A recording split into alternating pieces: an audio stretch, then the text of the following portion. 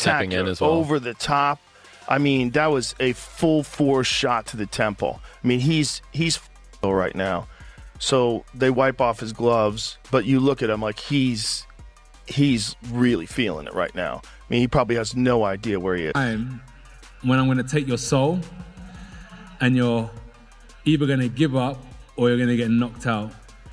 And unless you have that instinct, you just will never be a good fighter. Likely that one big shot's going to land if the guy's not throwing other shots. So I thought with less artillery in the air, less bombs in the air, that the guy would have a chance to get to later rounds. Joe Rogan bursts into laughter while reacting to Jake Paul's knockout loss next to Anthony Joshua, instantly labeling the matchup a disaster waiting to happen. Rogan points out that Jake typically boxes retired names or MMA crossovers, not an authentic Olympic champion heavyweight. He emphasizes that Joshua isn't just elite, but operates miles above Jake's natural weight division. From an honest boxing standpoint, Rogan says the ending was predictable well before the opening bell rang, and the finish merely validated what everyone already knew. Well, realistically, it's one of the craziest propositions of all time. You take a guy who just had a boxing match that looks like a sparring match with a 58-year-old Mike Tyson, and then you're going to fight one of the absolute scariest knockout artists. Following the fight, Anthony Joshua delivered a blunt post-fight message, claiming the knockout truly spared Jake Paul. He says that if the bout had gone on, he would have shattered him mentally and physically. Joshua adds the early stoppage stopped further damage inside the ring overall there. It's not just physical, it's psychological. And when you understand the psychological warfare, I did say to you that, Jake, what's going to happen? I'm going to see a time when I'm going to take your soul, and you're either going to give up or you're going to get knocked out. And unless you have that instinct... Anthony Joshua being tied to a so-called circus matchup with Jake Paul instantly splits opinion throughout boxing. Many dismiss it as spectacle instead of real sport, with the size, experience, and pedigree gap impossible to overlook. Joshua is a two-time heavyweight champion and Olympic gold medalist. Meanwhile, Jake Paul is still learning the craft, and the pairing feels less like competition and more like entertainment designed for numbers, which is why critics brand it a circus rather than a serious fight. Simon Jordan reacts furiously after Anthony Joshua shatters Jake Paul's jaw by knockout, calling the whole event harmful to boxing's credibility within the modern sport. Industry, because straight after the fight, I heard the question being posed to Joshua, will he now fight Fury? And then my first thought was, after what I've seen, who cares? After that, who cares if Joshua fights Fury? I like Anthony Joshua immensely, Spencer. Any exchanges I've had with him, I think he comes across terrifically well. But I fail to see where it's taken him, other than hugely increasing his bank balance.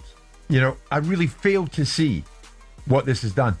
Well, it's done nothing, but he was going to fight in November, like I said, and he's just gone in there against Jake Paul. What has it done for his legacy? Absolutely zero.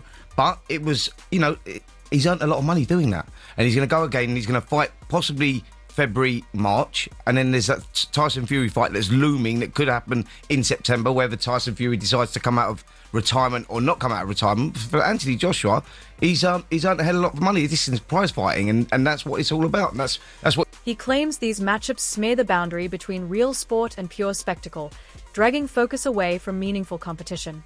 Jordan stresses Joshua has already secured generational wealth and legacy, meaning he simply doesn't require gimmick fights.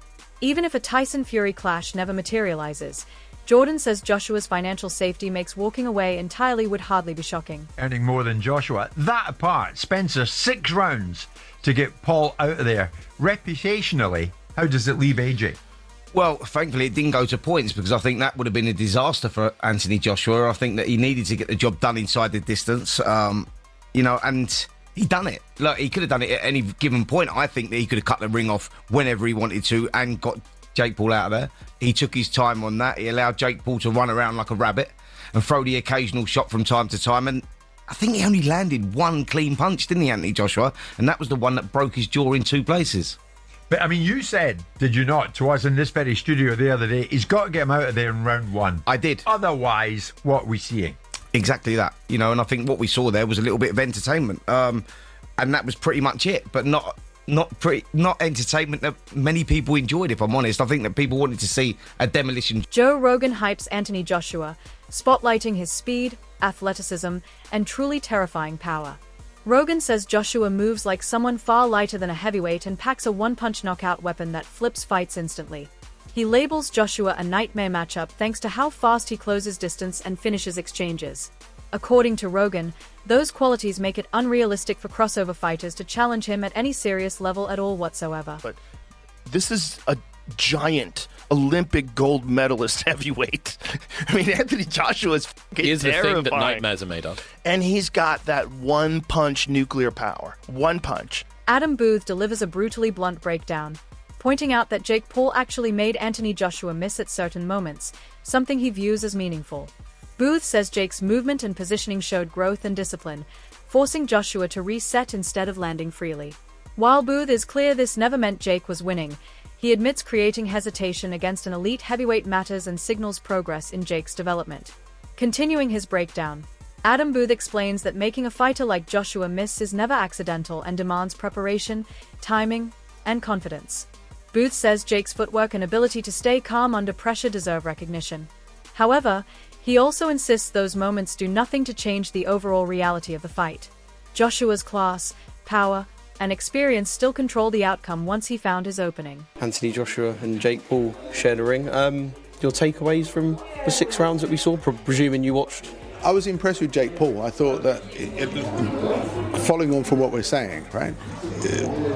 A few years ago, he was on Disney as a kid, acting up, and has decided to become a professional fighter. That takes balls, but he's obviously striving to be as good as he can be. You can see that in the way that he moves, the way that he is developed in how he's punching and performing. But to make a 2-time world heavyweight champion that's still live, AJ's still got something about him, to make him miss in such an accomplished manner. All right, so at times he was jumping out and running around, but there were times when he was well in range and still making AJ unable to land a clean, solid shot. He deserves a lot of respect for that. And then the shot that actually finished the fight, that broke his jaw quite badly, didn't put him out. That shot he threw with serious intention has put a lot of professional heavyweights to sleep. He didn't go to sleep. He actually finished on his knees, didn't he? Laughing and spitting blood out of his mouth. So, like they say, it's a special type of crazy and a special type of brave to do it. But I actually, hats off to him, because he showed that he's developing some accomplished little skills in there to look after himself. The size difference is always going to fatigue him. I know everyone will come with the idea that, AJ should just go in there 1 round and smash him to bits, and that should be it was a big ring, right? Perhaps he could have cut the ring off a bit better, but would I be right in saying that regardless of skill level, if you forget about that with the 2 for a second, if someone is on the back foot and on their bike and doing what Jake was doing, it's difficult no matter who you are, no matter the kind of separation in skill level. It's a big ring, and you've either got to run at him and look like a novice yourself, or just take your time and understand. In the fallout, focus swings to Logan Paul seeming to square up to Anthony Joshua while talking revenge for his brother. Logan reportedly voices interest in fighting Joshua, but analysts instantly wave it off as wildly more lopsided than Jake Paul's bout. They note that Jake trains full-time under professional boxing coaches. Meanwhile, Logan lacks that same level of commitment or skill, making a Logan versus Joshua matchup even more brutally one-sided. Continued debate after the fight reinforces that Logan Paul's chase of Anthony Joshua would tip from spectacle straight into pure farce. Analysts contend that even Jake, despite losing, proved he belongs in professional boxing on a basic level. Logan, by contrast, is viewed as far less refined and less serious. The consensus remains that such a bout offers nothing competitive and only fuels criticism of boxing's direction. Would be more of a mismatch than Jake Paul.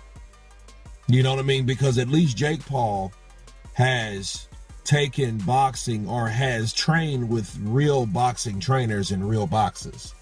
Whereas Logan Paul, he did that exhibition with Floyd, and Floyd's a little guy. Not saying a little guy can't thump, because Floyd really gave him some 2 pieces with no sides, right? But at the same time, you take his friend, Floyd's friend, Anthony Joshua, and get hit by him and see what happens. The same thing. Probably worse, because I think Logan, he's a little taller. than Jake. And because he's a little taller than Jake, he may think he's a little stronger than Jake, which I don't know which one's true or not. I don't think it makes a difference. But because he may feel that way, he may want to go in there and try to bang it out with AJ. And if that happens, it's going to be a lot quicker. See, that 6 rounds it took AJ to finally catch Jake. It took that way because Jake was on that bicycle, moving, being elusive, trying to come in and then come out. He tried to do a very poor man's Alexander Usyk, right? And it didn't work for him. Logan ain't going to do that. Logan's going to come in throwing punches and bunches like he did with Floyd, trying to get him in there and, do all this stuff. And what's going to happen as soon as AJ lines him up, sets his punch, he's going to hit Jake and he's going to break Jake down. Sean O'Malley dissects the post-fight chaos by zeroing in on Jake Paul's mindset heading into the bout. He says the trash talk and confidence Jake flashed before the fight were wildly misread by critics. According to O'Malley, Jake needed that bravado to mentally ready himself to step inside the ring with a 2-time Olympic champion. O'Malley explains that belief and self-talk are mandatory when staring down massive odds, even when the outcome turns against you. O'Malley adds that without that psychological edge, Jake wouldn't have been able to function at all under pressure on fight night. He argues the backlash ignores how hard it is to share a ring with someone of Joshua's caliber.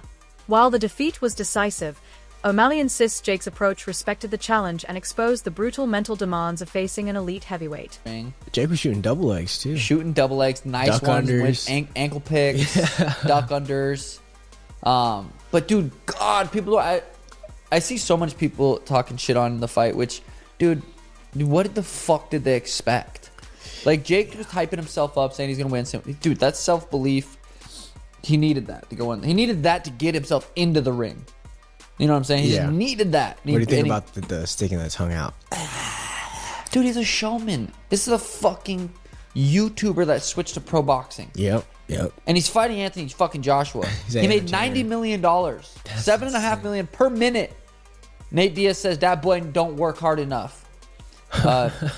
This girl in the UFC said, Jake Paul shot more double legs in boxing in a match than I did in my UFC career. Ryan Garcia said, he's a runner, he's a track star. Al Germain said, this is a clown show. Josh Hammond said, dude, it's like, what did they expect? They expect him to go in there and look like a clean fucking Floyd versus Manny Pacquiao. Two of the, you know what I mean? It's like, what the fuck? You see the aftermath, like his jaw and everything? Fuck. Jake Paul's broken jaw. Jake has to get wired shut for 7 days or something like that. Yeah, like titanium Tim had to do plates. 7 weeks. Yeah, Tim says that was the worst thing he's ever gone through. 7 weeks. Tim broke his jaw in Montana. Tried to go to the hospital. Hospital said the surgeon's out of town. So now he has to. So he's fucking goes like a week without even getting surgery. At least Jake was able to probably get it like next day, that same day. But it's like all the people hating on Jake. It's crazy. Connor said Jake is stupid and will be altered permanently from this bout. I look at it. It's inspiring seeing what he does because I know how much like he's putting in work. He's doing legitimate fight camps. He's doing sparring. He's doing rounds. He's eating. He's doing everything. And Teddy Atlas explains that his forecast about the fight lasting several rounds came from real boxing factors, not any fixed or staged theory. He points toward Anthony Joshua's lengthy layoff, the knockout defeat in his prior fight, and the mental hesitation that naturally follows. Atlas says those ghosts require time to fade, especially for a fighter who is not a quick starter. He also references the larger ring size, which gave Jake Paul extra room to move and survive early. Atlas believes Jake entered with a serious game plan built on movement and endurance. But once the pressure rose, the air grew thin. According to Atlas, Jake reached a level he had never faced before, mentally and physically. The mix of Joshua's pressure, Jake's muscular frame causing quicker fatigue, and the intensity of elite competition led to Jake gassing. Atlas firmly insists the fight was real and settled by boxing realities. Rounds. I wasn't sure if there was going to be a silent agreement. I wasn't sure there was going to be a sparring match agreement that will spar for a while. I wasn't sure. I was honest about it. That's why he said it's going to go rounds. I wasn't sure if there was an understanding that, we'll play a little bit and then we'll get a little more and, whatever. So that was part of it. But there was real parts. Say, that's the fixed part. That's the WWE part. That's where the people, and I'm with you. I get it if you want to think that. Here's why I picked rounds, and this is what I think I saw, and I know that in my mind I saw, was the fact is that a lot of people didn't think about. 15 months off. And there was going to be some rust. There was going to be some hesitation. There was going to be some time. You get knocked out by Dubois freaking 15 months ago. There were going to be ghosts in the attic. I don't care who you're fighting. You get in the ring again. It's going to take a minute to exercise those ghosts. The rust. You want to call it rust, whatever. It's going to take 5-6 rounds to get rid of the rust. But it's going to, the doubt, the self-doubt, the being in the ring for the first time with nothing in between after being knocked out. That was going to be a play. And then the size of the ring, 22 by 20. It's usually 20 to 20 is pretty usually around average.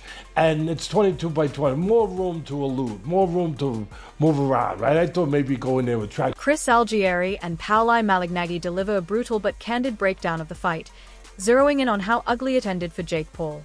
They note that Jake took serious damage, including a jaw broken in 2 places and lost teeth, yet still failed to gain respect from boxing fans. According to Chris, viewers weren't entertained because Jake never genuinely tried to fight.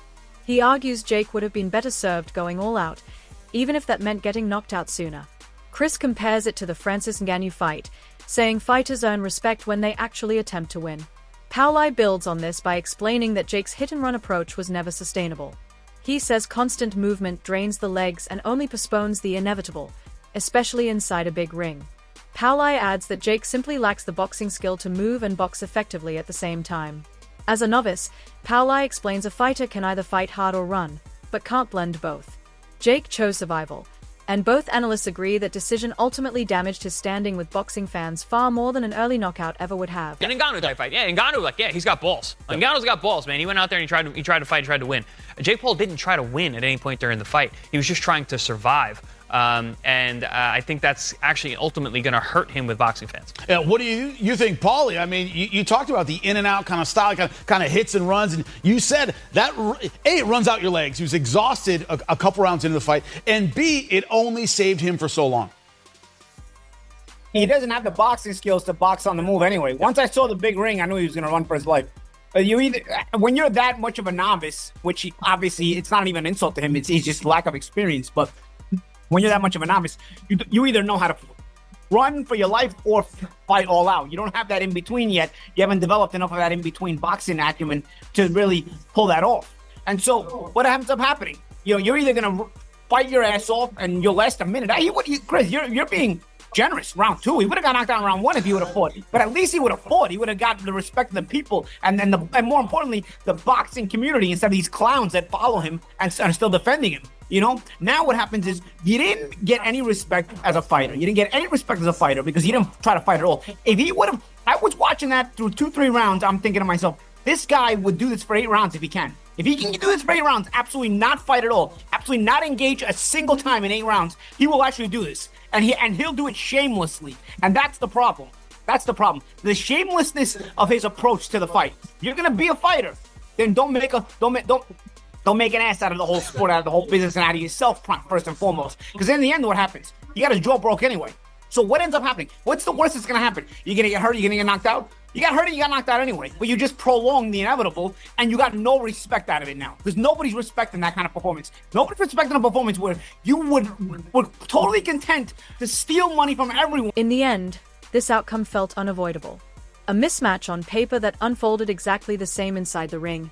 Anthony Joshua's size, speed, and one-punch power proved decisive. At the same time, Jake Paul showed brief flashes of growth, heart, and defensive movement that hint his learning, but still nowhere near ready to close the gap to an elite Olympic-level heavyweight. The fallout exposes 2 clashing narratives. Critics who see these crossover bouts as circus-style spectacles that erode boxing's credibility, and supporters who credit the mental toughness required to step up to a real challenge. Whatever side you take, the result hammered home the same boxing truth experts kept repeating. Class, experience, and power decide fights. That's all for today's video. Stay tuned. Until next time.